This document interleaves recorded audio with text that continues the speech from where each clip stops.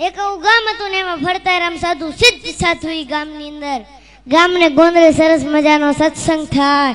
સત્સંગ પૂરો થાય એટલે બધા પગે લાગીને જા. એમાં એક વાણિયાનો છોકરો યુવાન પણ ગરીબ, બહુ વાણિયા કોઈ દાડ ગરીબ નહીં પણ આ હતો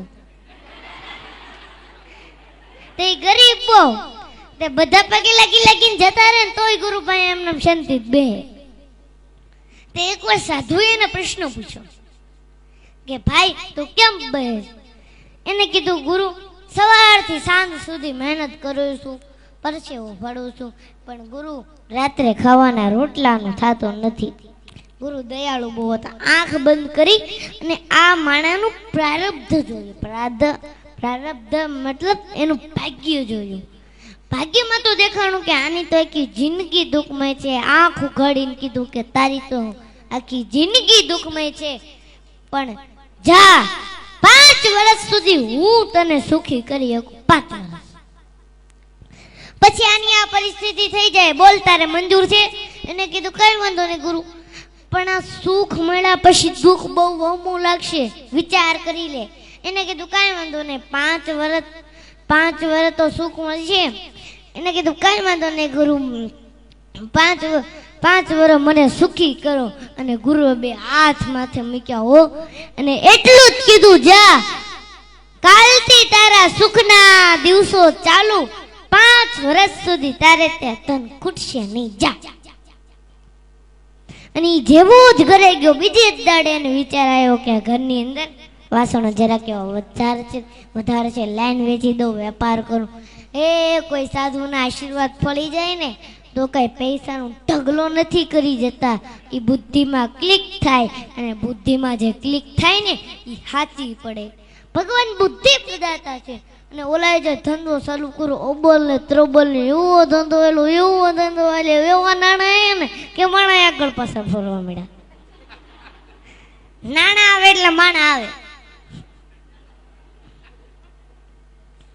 અને પૂછ્યું કે ભાઈ તારે લગ્ન કરવા? તો કે હા લગ્ન તો કરવા. કહું કે છોકરી આપીને લગ્ન થઈ ગયા.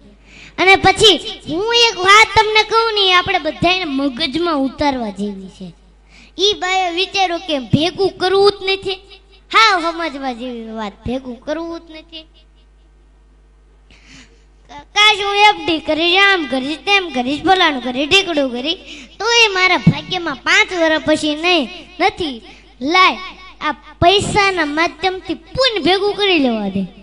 મોટા મોટા સત્કર્મ કરાવે, કુવાઓ ખોદાવે, વાવું ગળાવે, જનતા અનક્ષેત્રો ચાલુ કર્યા. આવા સંતોને બોલાવી મોટા મોટા સત્સંગના પારાયણો કરાવ્યા. અને 5 વર્ષ પછી ઓલા સિદ્ધ સાધુ પાછા ફરતા આ ગામમાં આવ્યા. અને આખું ગામ પાછું ભેગું થયું. અને ઓલા તો ભાઈ આ ગુરુ ફેલા હતા, દોડતો આવ્યો, ધૂળમાં દંડવટ કરવા માંડ્યો. એને કીધું કેમ છે ભાઈ? તો કે ગુરુ ક્યારથી તમારી દ્રષ્ટિ મારા ઉપર પડી છે ત્યારથી ઈશ્વરે મને 1000 હાથથી દેવાનું ચાલુ કર્યું છે, પાછું વળીને જોયું નથી. અને ગુરુ આ 5 વર્ષમાં દુઃખ શું કહેવાય એ મને આ 5 વર્ષમાં ખબર નથી પડી. અને 5 વર્ષ કેમ જતા રહ્યા એ હોતને ખબર નથી પડી ગુરુ. અને કીધું તૈયાર થઈ જાજે, 2 દિવસ પછી તારા 5 વર્ષ પૂરા થવાના છે અને જે પરિસ્થિતિ હતી એ જ ચાલુ થાય. એને કીધું કાંઈ વાંધો નહીં ગુરુ, આ 5 વર્ષમાં મારે જે કરવાનું હતું ને એ મેં કરી લીધું. પુણ્ય બહુ ભેગું કરવું છે.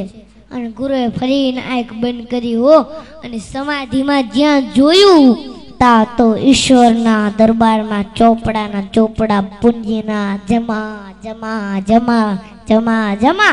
ભગવાન એનું જે ભાગ્ય લખ્યું હતું ને એની જગ્યાએ ફેરવી નાખ્યું કે આ જીવન સંપત્તિવાન રહેશે.